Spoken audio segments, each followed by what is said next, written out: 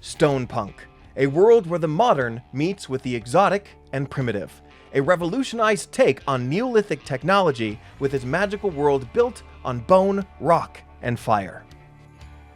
A world of cavemen, dinosaurs, and primordial threats. From cinema like the Flintstones, creating everyday items through the science of animal companions, to Alloy of the Nora clan, fighting dinosaur robots with high-tech bows and arrows. But what exactly makes this genre punk? What kind of stories can only Stonepunk fulfill?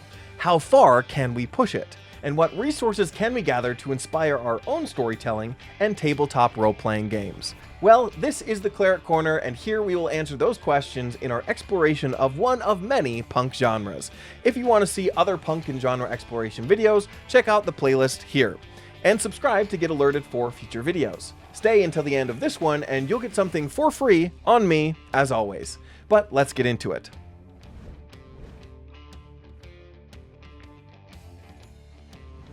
Imagine going back in time, but instead of the prehistoric past echoed in your history books, you find an alternate reality of people far more advanced than they should be, but in entirely different ways. There is what you expect, dinosaurs, tribal leadership, and animal skins for clothing, but their simple lives are juxtaposed with a surprisingly intelligent system of either technology or magic. And that is often where this genre diverges.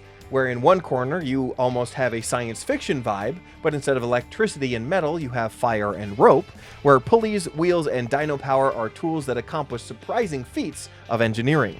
All except indoor plumbing, perhaps. What? Even in the real world, scientists still do not have a consensus on how the pyramids were built or even why.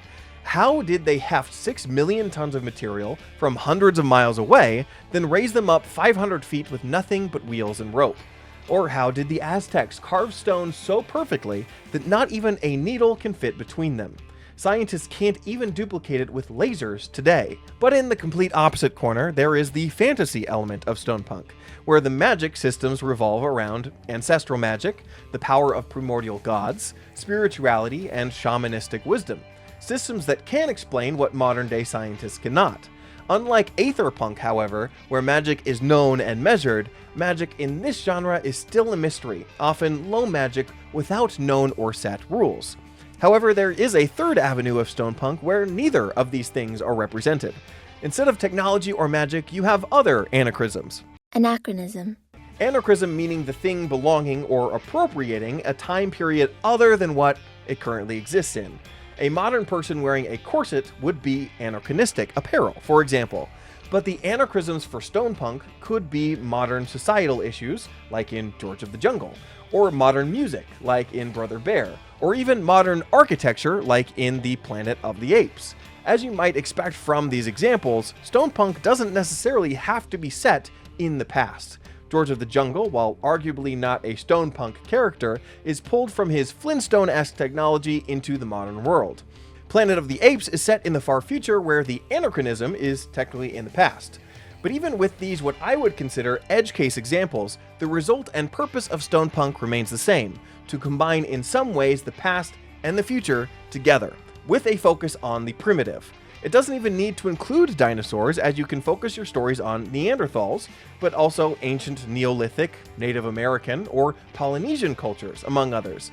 I would explore themes like the mysteries of unexplored wilds, the power of young and primordial Earth, the growth and struggle of a developing people, the strength and power of primitive ferocity, the struggle between tribal cultures, or the innovation of technology looked through a prehistoric lens. Which then leads us to the question of punk, and what puts the punk in Stonepunk. Let's look at a few examples.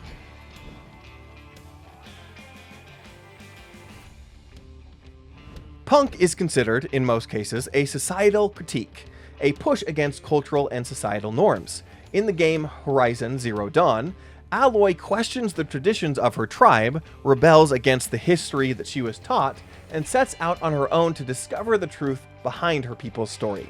It explores the themes of freedom to explore and leaving the pack. In contrast, keeping traditions might be the punk thing to do, as it was in Avatar.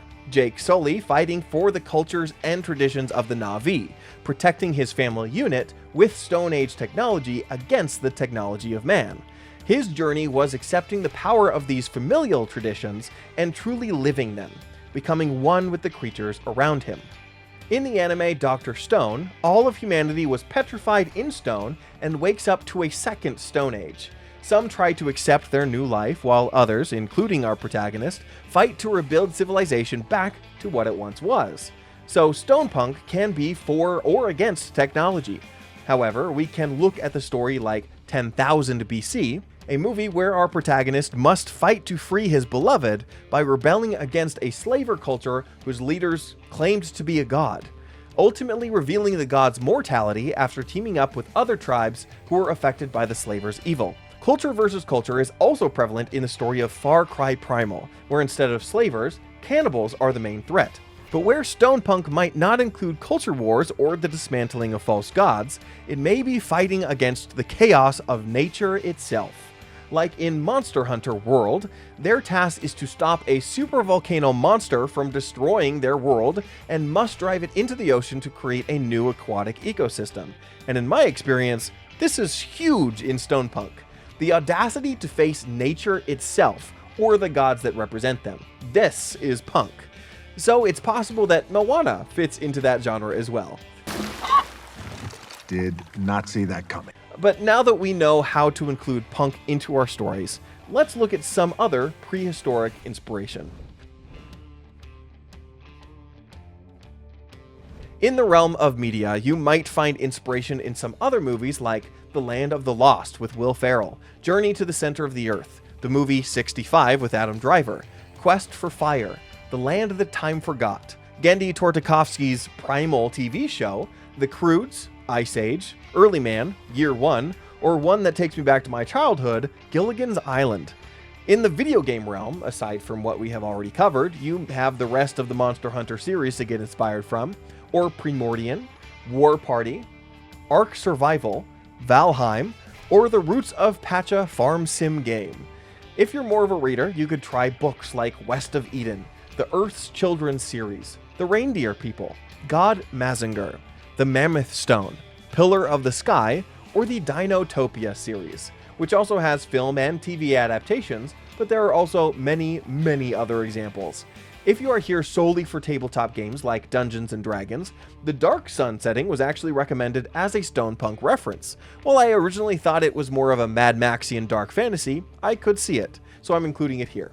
I am also still planning on a breakdown of this setting at some point, so stay tuned. But I think the better 5th edition resource would be Plaingia by Atlas Games, or anything in the jungles of Chult in official settings. For TTRPGs outside of D&D proper, you could use A Game of Stone and Sorcery. GURPS has a few, including Ice Age and Dinosaurs.